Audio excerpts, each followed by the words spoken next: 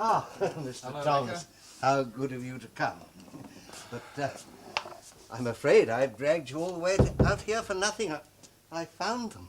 Oh, dear. Where did you find them, after all? Well, the naughty little thing had crept into a cupboard where I keep copies of my old sermons and torn them all up to make a bed. Well, as good a use for old sermons as any, I suppose. Anyway, here she is. Come along, Nefertiti. Show Mr. Thomas your kittens. Come on, let's have a look at you. You know, these are over a week old. Yes, I suppose she didn't trust me. She kept them hidden.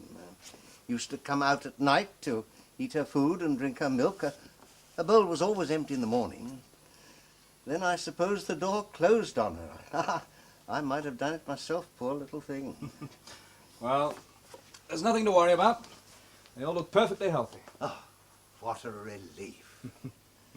Yeah. Now, can I get you a glass of port? Well, thank you, I'd like that. You know, I telephoned you earlier to try to stop you coming, but I was too late. I'm afraid I must have disturbed your evening. You will apologize to your wife for me, won't you?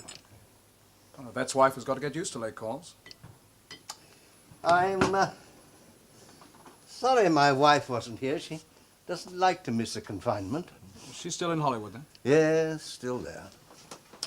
Ah, well, I suppose she finds she cannot fulfill herself artistically and domestically as well. And when do you expect her back? I feel it'll be quite soon now. Of course, I'll be glad to have her back. Now, do sit down. Thank you. Well, your very good health. Cheers.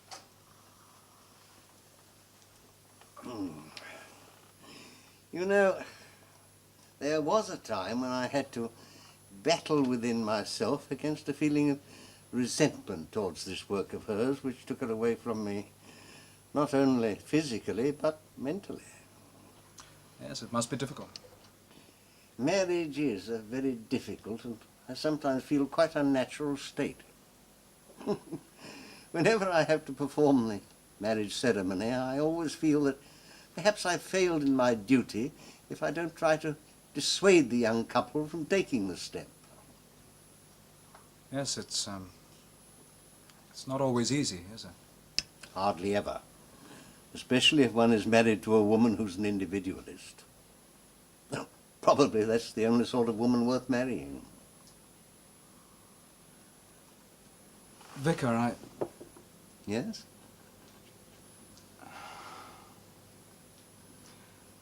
Nothing.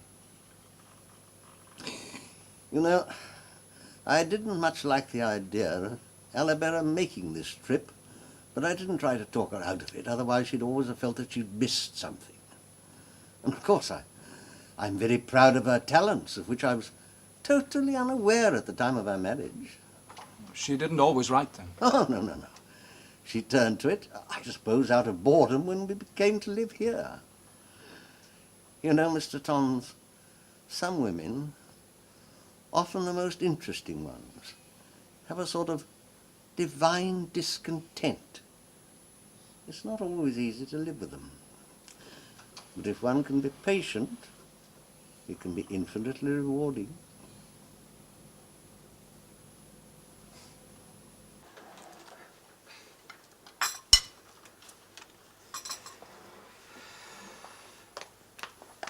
You better go, Brian. You'll be late. All right. You don't want to miss the boss? That's just what I will do if I stay in this crummy job much longer. Oh, stop grumbling about the job. Just do it, eh? You know, anyone would think this was the 30s, not the 60s. No one has to do a job he doesn't want to do these days. It's ridiculous. Well, I've got to get going even if nobody else has. I've got somebody coming for a fitting at 10 o'clock. I'm not nearly ready yet. Oh, spare me the poor little overworked woman bit, will you, eh? I'm going. Bye, Colin. Bye, Dad.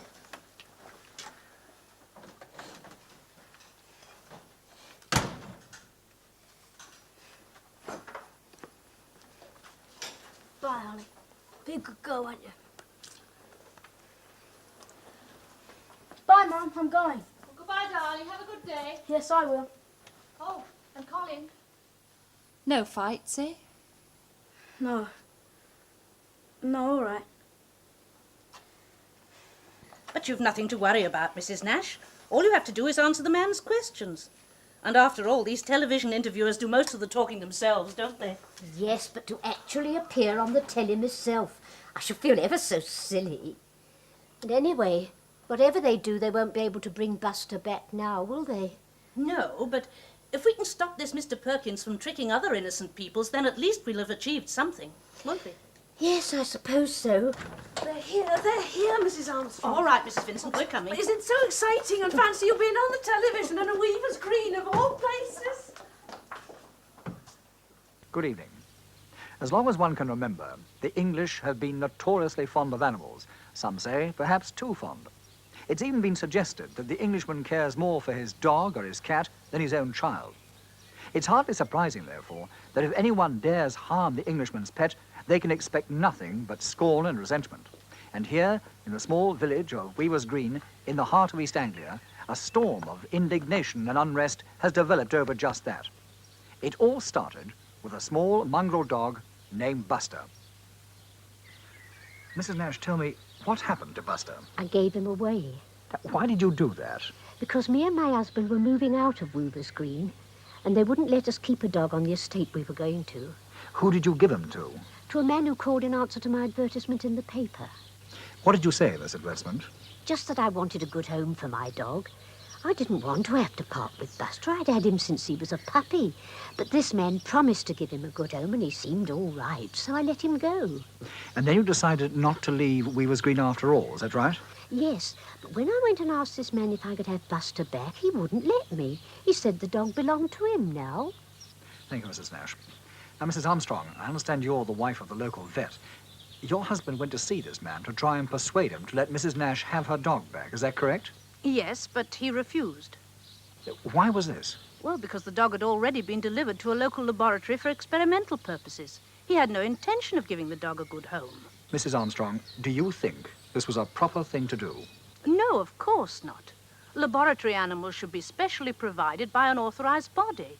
Though my husband and I agree that some wonderful research work is being done, not only for human beings, but for the animals themselves.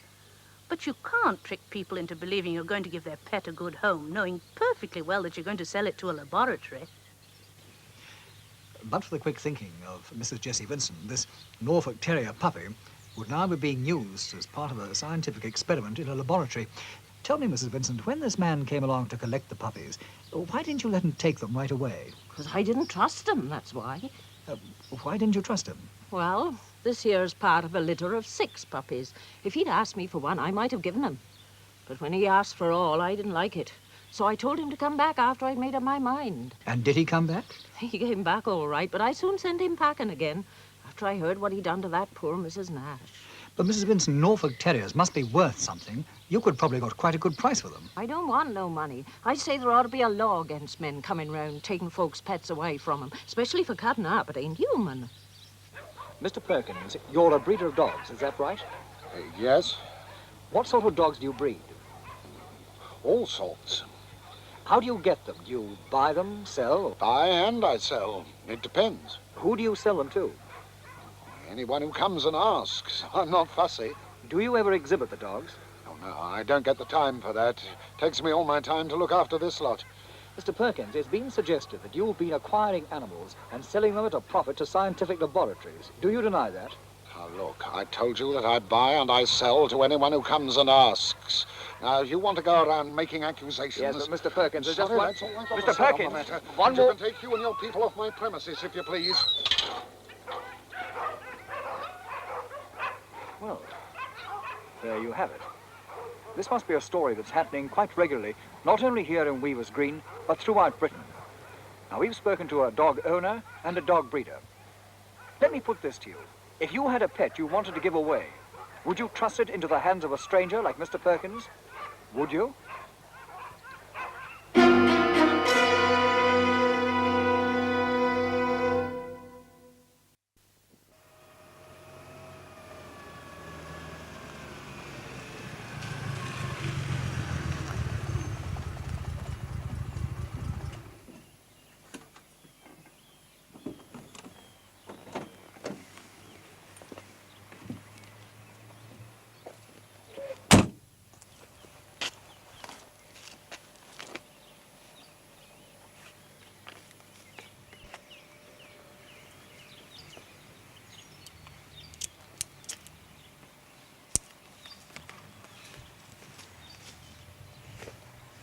Hey, come back. I won't eat you.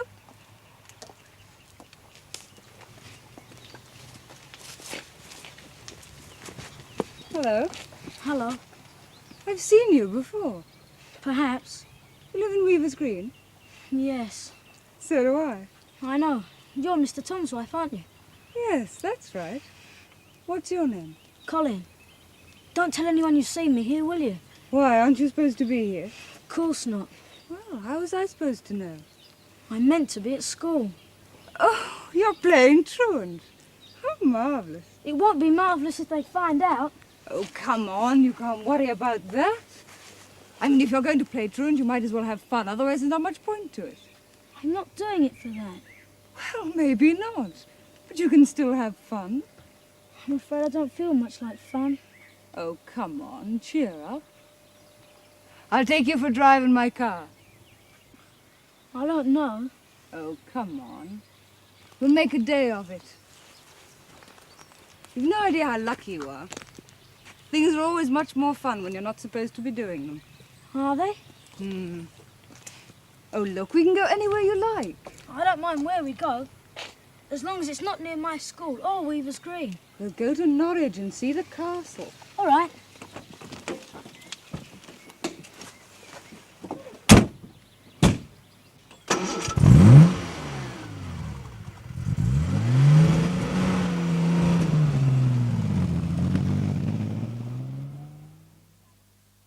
Daddy, Chico just won't stay when I tell him to. Then you must be very patient with him, darling. He's not as young as all that, you know.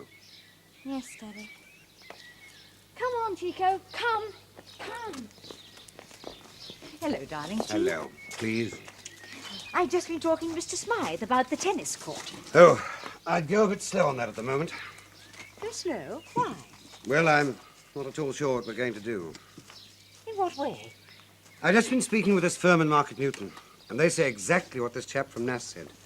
With hard work, I can make 1,000, possibly 1,200 a year. Oh, that's silly.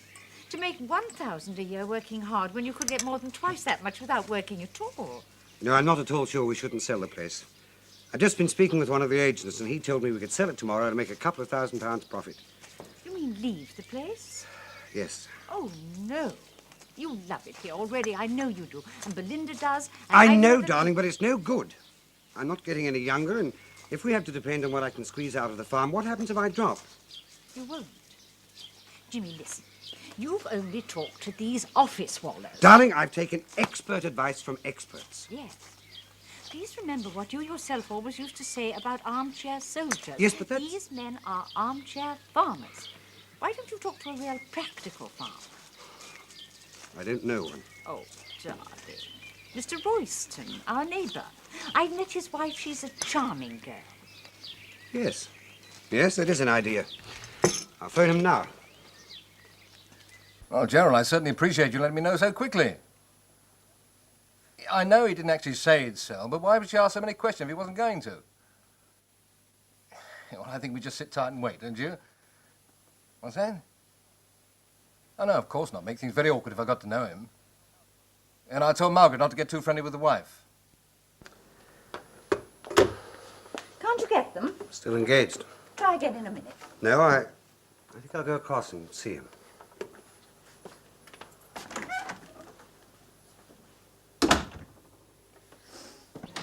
Maggie! Maggie, listen to this. That was Gerald Barnsley on the phone, and guess what? That chap Fielding wants to sell out. Really? Yeah. That's funny. Mrs. Fielding seems No, quite no, happy. that's what I want to talk to you about. Barnes and I have agreed must try and have nothing whatever to do with the Fieldings. Why? Because it puts us in a much better bargaining position that way. You see, they know nothing about the value of the land or anything. Now, we could get up a farm at a really reasonable figure. Look, Jack, I'm not going to snub these people. Mrs. Fielding's a very nice woman. If she comes over here, I'm not going to Now, hurt her listen, feelings. I don't want you to mess up this business. Who signed you on anyway? Oh, Jack, for heaven's sake, just because you want some land. Oh, no. Don't let it make you completely ruthless. Look, don't start preaching at me. Maggie, look, you know I'd give in on anything. Now, please, do me this one favor. Don't have anything to do with the Fieldings and... You'd better talk to him, hadn't you? Only please don't be rude. Mr. Royston? Yes. Hello. I'm Jim Fielding. We've just bought up a farm. I wonder if you could spare me a few minutes. You see, I'm a complete idiot about farming, and I very badly need some advice from someone who knows about it. A practical farmer like yourself. And as we're neighbours, I thought you might be kind enough to perhaps give me some of the local conditions. 60. Oh, I don't know when I've ever climbed so many steps. Why did you count them? Oh, I always do, don't you? No.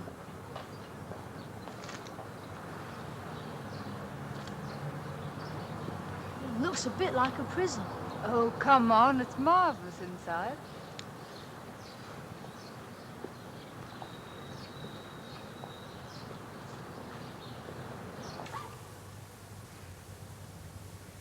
Would you like some tea? I don't mind. It's a bit early, isn't it? I mustn't be home late. Mum will wonder where I am. It's not scouts or anything this evening. Are you a scout? Yes. Oh, super. I've never met a scout before. Haven't you? No. Well, that's the end of that conversation. Are you going to play truant tomorrow? Perhaps. Or we can go somewhere else if you like. Don't you have to do things during the day? Answer the phone and that, like Mrs. Armstrong does. No, not often. Well, Millie's there, you see. Oh. I'd like to do a job like that. Be with animals all the time. Like animals? Yes. I've got a dog called Holly. Hey, what's the matter? Are you crying? It's nothing.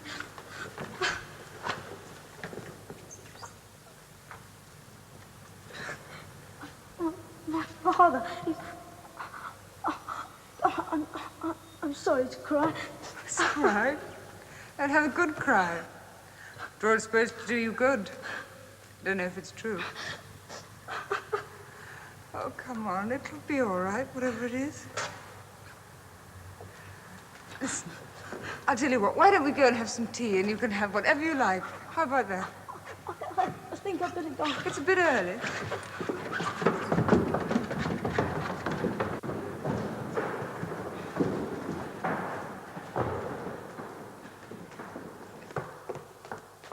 Colin?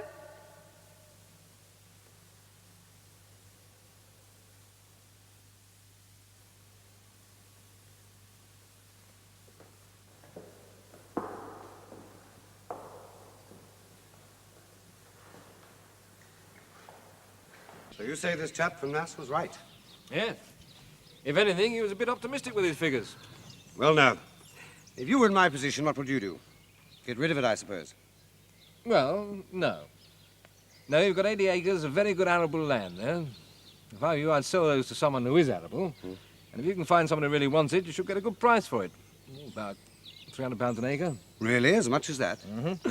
That would mean I'd have bought the house, the buildings, and 15 acres for £6,000. That's a real bargain. Yes, it is. Do you think I'd have any difficulties in finding a buyer? No.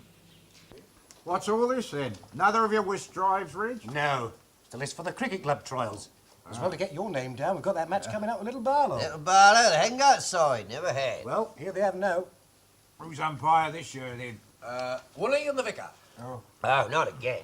Why, what's the matter with them, Bert? Well, they're as blind as bats, a pair of them. Well, twice last season, Vicar called me out, LBW, for a duck. Well, so you were. Anyone can see that. Yeah, you haven't talked, George. What about your fielding? What about it? Well, every time we looked across to you and Daniel on boundary, you was taking the sun like a pair of dunbeels. Well, I reckon we lost a good half-hour runs that way. Cricket. You think they're playing the MCC? What about you, Mr. Swan? We could do with a new spin bowler or a batsman. Oh, no, my spin bowling's strictly for the back garden. But I'll come give you some support if I'm still around. Oh, you're not going away then, Derek? Well, I might be getting a transfer to the Exeter area. I reckon you'll like it there. Oh, we'll miss you. Well, if you're around on the 28th, you come and cheer us along. Oh, good evening, Mr. Westcott, sir. Good evening.